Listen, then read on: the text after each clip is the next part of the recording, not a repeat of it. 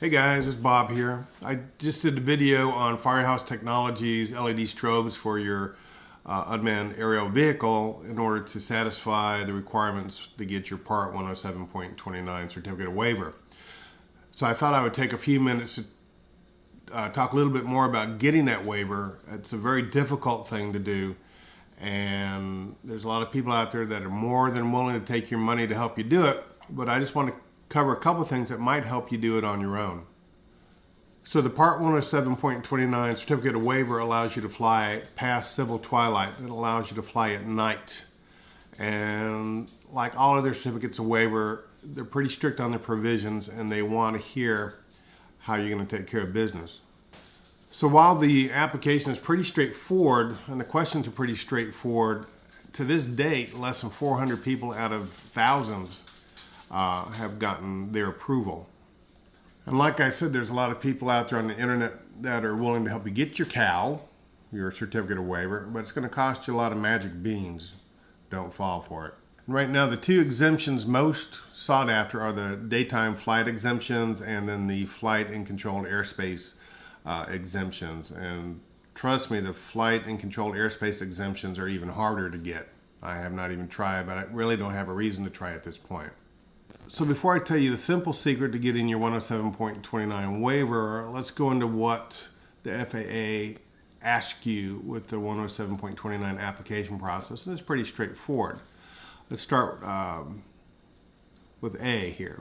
No person may operate a small unmanned aircraft system at night. Okay. No person may operate a small unmanned aircraft system during periods of civil twilight unless the unmanned aircraft has lighted anti-collision lighting visible for at least 3 statute miles. The remote pilot in command may reduce the intensity of the anti-collision lights if he or she determines that, because of operating conditions, it would be in the interest of safety to do so. I have yet to fathom why it would be safer to turn the lights off at night, but I'm sure there has got to be some reasoning behind that. And if you can think of a reason that you would turn yours off at night for the interest of safety, put it down in the comments. I really like to hear.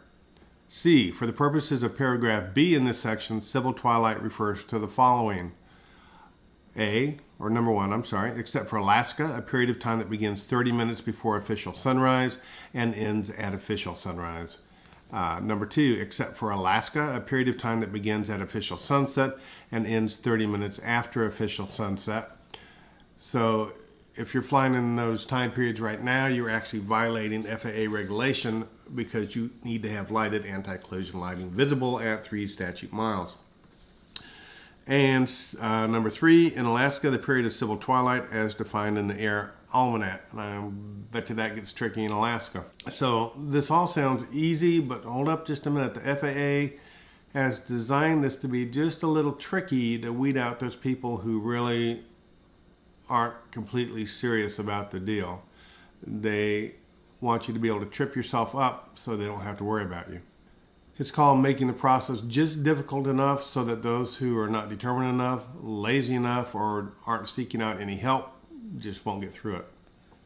You have to apply online, and the first part is really straightforward. They want your name, your mailing address, the name of the remote pilot in command that will be flying, which doesn't have to be you. You may be the owner or some other person in the business who won't be flying, but your job is to go ahead and apply for this waiver.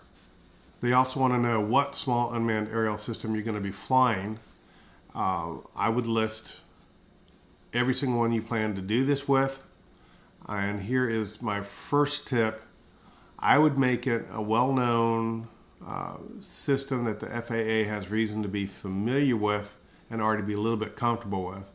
And I have to believe, especially the DJI products, the Phantoms, Phantom 4, Phantom 4 Pro, the Inspires, some of the Typhoon stuff, and a couple of other brands, when they read that as the model that you're going to be using, then I think it allows them to go to the next step with a little more confidence. So you can skip the local start date, end time, time zone, and proposed area of operation. 107.29 waiver is good for any Class G airspace. And something really interesting I read online, which Made my day, actually. We have one little airport where I am. It's a Class D airport, and of course it's got its 5-mile radius. I can't fly around. Well, I read online that what you want to do is go to your airport directory and see if after it closes, and this one does close at a certain time, does that Class D airspace convert to Class G airspace? And sure enough, it does. So after that time, I can go anywhere in that area, even right over the airport, and film. So keep that in mind if you're in a kind of outside the city place like I am. And the reason you don't need the start date and the end date is that the FAA will issue this waiver with a 4-year lifespan to it. So you don't have to worry about it. It's really cool, and it's a 4-year lifespan. In fact, you can skip down to the part labeled description of your proposed operation. And this is the meat and potatoes. This is where the rubber hits the road. This is where you need to really pay attention to what I'm about to say. But what do they want here? And it's really not all that clear. The best starting point is to pull an approved waiver off of their site, and I'll show you mine with a few things blocked out, and to read over what they're saying has to be done. There's a section called Special Provisions, and there's 11 provisions listed in there. Now, there's a couple of those you won't have to address, but you do have to address the others thoroughly. So go through it provision by provision and supply the solution and not the answer. Now, I know that was probably a little confusing, but let me kind of expand on that. For instance, provision number 11 states that the anti-collision lighting must be visible from no less than 3 statute miles away. They don't say how you need to light your craft. They already know that the lighting that comes with the Phantom 4 isn't going to do the trick. So you don't simply say the craft will be equipped with anti-collision lighting that is visible from 3 statute miles away. That's just paraphrasing what they already told you had to do. What you have to do is supply the solution. In my case, it was I will be using Firehouse Technologies LED strobes with 2 red ones attached to the starboard, 2 green ones attached to the port side, and a white one attached to the aft. So I didn't say just, yeah, I'll follow your rule, but I told them how I was going to follow their rule. And if you do just simply want to parrot the answers, you will get a little notice from them saying your application has been denied. And then it's a pain in the butt to have to circle around and reapply. There were a couple provisions that I did not clarify enough for them, and they did write me a note saying they were considering my application, but could I clarify? And needless to say, I was more than happy to clarify.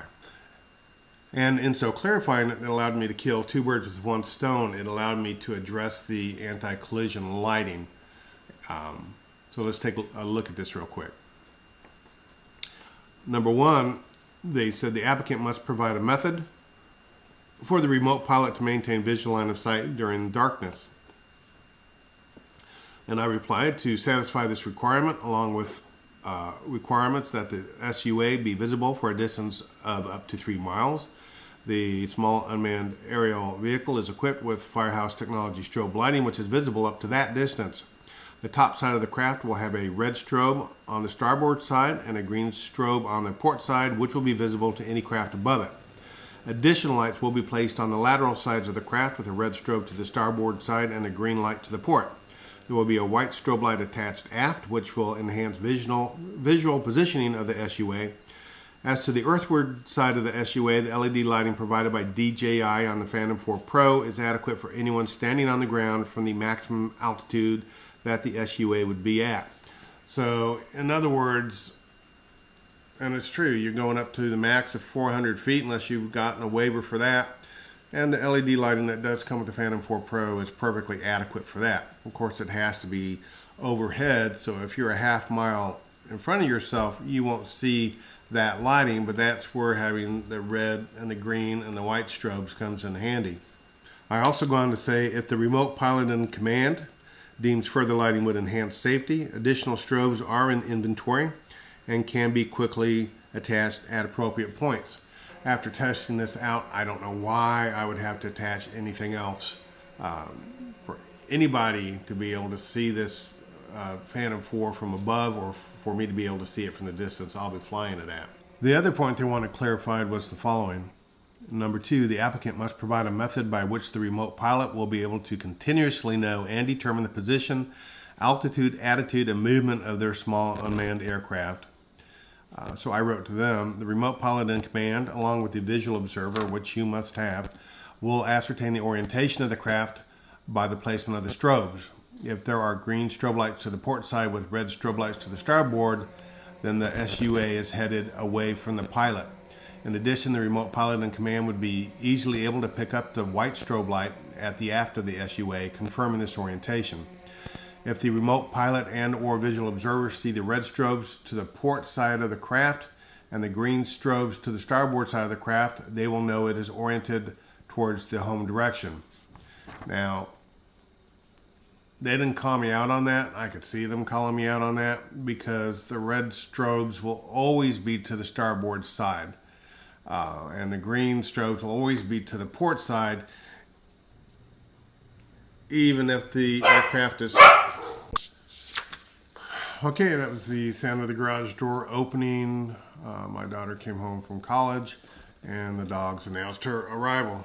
Like I said at the beginning of another video, it's the hazards of trying to record anything at home. Got to work around it. So I had just said that I had told the FAA that if the remote pilot in command and or the visual observer could see the red strobes on the port side of the craft and the green strobes to the starboard side of the craft, they would know it was oriented towards the home direction. And like I said, they kind of let me slide on that. I should simply have said if they see the red lights to the left of the craft and the green lights to the right side of the craft, they would know it was oriented in a home position. As far as I know, the starboard and the port sides of a craft don't change simply because it's rotated 180 degrees. And of course, if the strobes were oriented the other way around, they would know it was headed away. Then I said the DJI Phantom 4 Pro is equipped with software that continually displays data to the screen of the remote controller on path direction in which the SUA is facing, the altitude above the ground, the SUA distance away from the remote pilot in command, the vertical and horizontal speed of the craft, a depiction of the flight path already undertaken, and the speed of the SUA.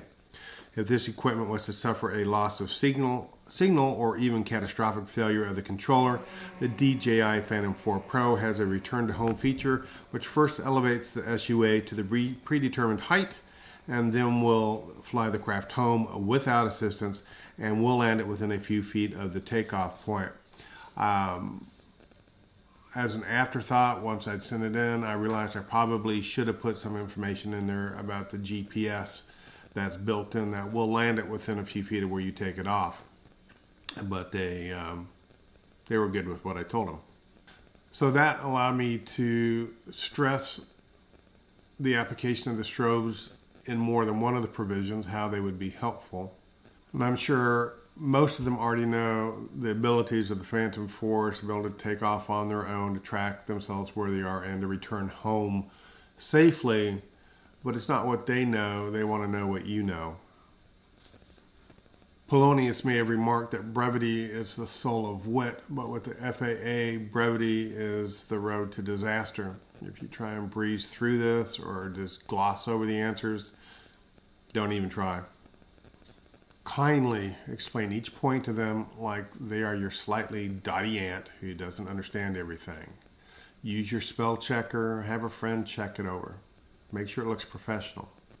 I hope this was as brief as I wanted it to be.